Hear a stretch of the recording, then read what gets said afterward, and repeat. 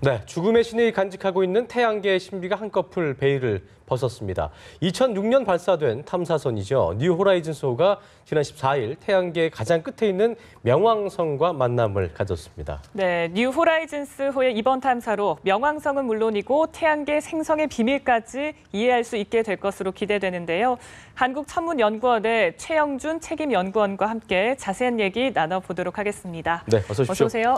안녕하세요. 네, 연구원님, 지난 14일이었습니다. 우리 시간으로 오후 8시에 이제 뉴 호라이즌스가 명왕성에 도달을 했는데 천문학자시기 때문에 상당히 개인적으로 더 인상 깊으셨을 것 같아요. 이번 뉴 호라이즌스호와 명왕성의 만남 어떻게 이루어진 건지 먼저 설명 좀 해주시죠. 네, 저 개인적으로는 제가 박사학위 공부를 이런 천체, 태양계 외곽 천체에 대해서 연구를 했었습니다. 그래서 그 당시에는 지구상에 있는 제일 좋은 망원경으로 관측을 해도 거의 점으로 보인 그런 천체였거든요. 그런데 이제 가서 여러 가지 지형도 보고 또 형상도 보고 이렇게 하니까 굉장히 감회가 새롭고요.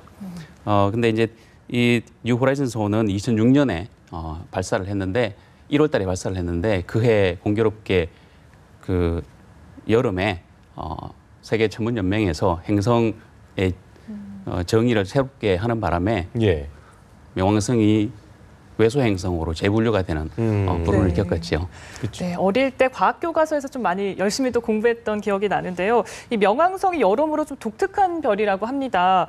조금 전에 말씀해 주시기를 행성의 지위를 박탈당했다고 하셨는데 이 별이 어떤 별인지 좀 자세히 소개를 해 주실까요? 네, 일단 먼저 그 별이라는 것하고 행성이라는 것하고 좀 이렇게 정의를 좀 명확하게 해야 되는데요. 별이라는 것은 스스로 빛을 내는 것을 별이라고 합니다. 그래서 태양이나 아니면 별처럼 스스로 빛을 내는 것이고요.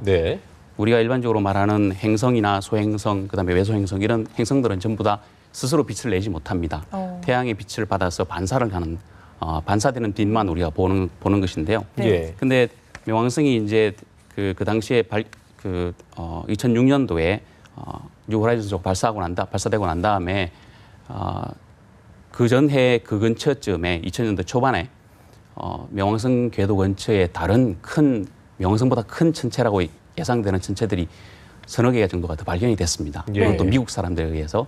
그래서 이제 사람들이 우리가 일반적으로 행성이라고 하면 수금지와 목토천의 명 이렇게 알고 있는데 명왕성보다 더 큰 천체가 그 근처에서 발견이 되니까 그러면 발견될 때마다 또 행성의 이름을 더 붙여서 우리가 외워야 되느냐 이런 질문이 생기니까 이제 사람들이 그러면 이 기회에 우리가 행성이라는 게 뭔지 한번 정의를 해보자라고 해서 세계 천문학자들이 다 모여가지고 이제 총회를 통해서 이제 행성이라는 것이 무엇인지 정의를 했는데 그게 이제 첫 번째가 태양 주위를 돌아야 되고요. 그리고 두 번째는 충분히 커가지고 스스로 중력이 커서 그 모양을 동그랗게 만들 수 있을 만큼 충분히 커야 되고요. 그다음에 세 번째가 자기가 돌고 있는 그 궤도 근처를 다른 천체를 다 쓸어버릴 만큼 독보적인 존재라 해야 되는데 첫 번째 두 개는 명왕성이 만족을 하는데 세 번째가 다른 천체들도 같이 있으니까 그 궤도에 그러니까 이제 행성이 아닌 걸로 이제 그래서 외소행성이다. 네, 모두 비운의 별이다 이런 얘기가 나오는군요.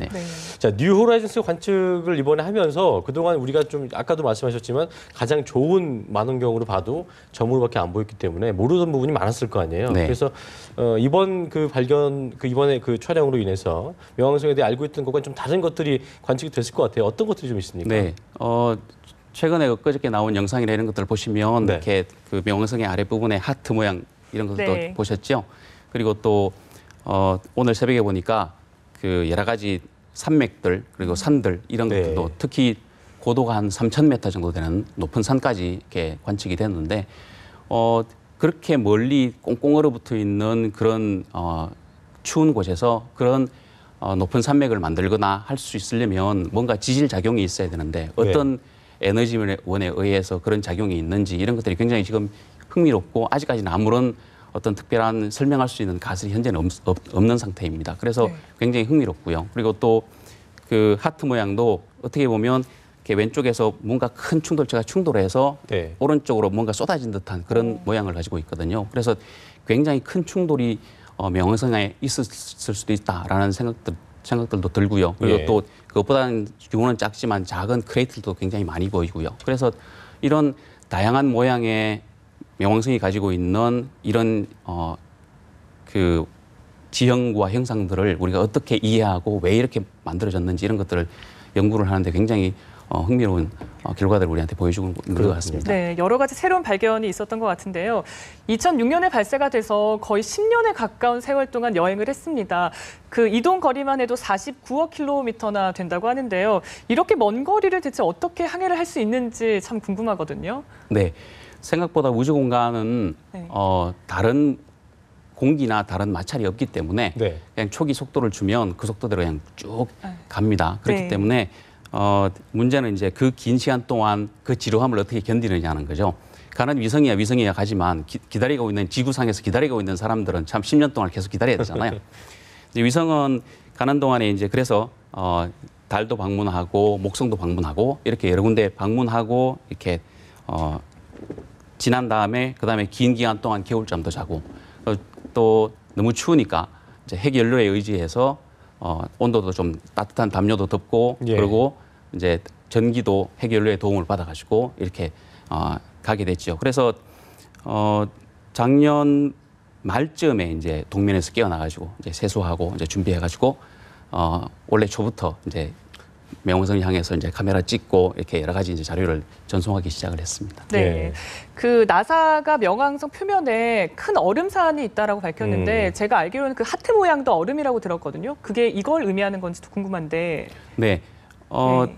그 하얗게 보이는 부분들이 사실은 명왕성에서 그 얼음이 그러니까 우리가 생각하는 이런 마시는 물에 대한 얼음이 아니고 네. 메탄이나 아니면 이렇게 이산화탄소 같은 그러니까 굉장히 낮은 온도에서도 기화가 되는 그런 다른 종류의 기체가 낮은 온도에서 얼음으로 존재를 하고 있는 그런 형태입니다. 그래서 네. 메탄이나 아니면 그런 다른 종류의 물론 물얼음도 포함이 되어 있고요. 거기 안에서 그런 얼음들이 기화가 됐다가 그다음에 추워지면 다시 이렇게 얼어서 그 서리처럼 이렇게 내려가지고 하얀 형태를 띠고 있을 수도 있다는 그런 가설도 있고요. 그래서 굉장히 명왕성뿐만 아니라 그 옆에 있는 다른 위성들, 카론이라든지 히드라닉스, 뭐 이런 다른 천체들도 그런 다양한 형태의 얼음들을 이렇게 지니고 있는 것으로 지금 관측이 되고 있습니다. 네. 이전에 다른 탐사선 있잖아요. 보이저라든지 뭐 파이오니아 같은 탐사선들. 이거하고 이번 뉴 호라이즌스는 좀 다른 점이 있을까요? 어떤 게 좀 다른다고 할 수 있을까요? 네. 보이저가 갈 때는 그 당시에 마침 행성들이 전부 다 일렬로 들어설 수 있는 그런 좋은 기회가 있었기 때문에 이제 칼 세이건이 주창을 해서 태양계를 전체적으로 한꺼번에 이렇게 갈 수 있는 일이 있었는데요. 근데 마침 그때 명왕성은 이 한 인공위성이 가는 길목에 있지 않았었습니다. 그래서 방문할 수가 없었던 거죠. 그래서 네. 지금 뉴 호라이즌스호는 한 번도 인류가 지나가면서 영상을 찍어본 적이 없는 그런 천체입니다. 그렇군요. 네. 자, 앞으로 이제 명왕성이 어떤 또 활동을 하게 될지도 궁금한데요. 이 부분도 좀 설명을 해주실까요? 네, 명왕성을 내년까지 올해 말까지 이제 쭉 가면서 뒤로 보면서 또 이렇게 영상을 찍어서 계속 자료를 이제 보내오는데요. 워낙 전송 속도가 늦기 때문에 내년 말까지 이제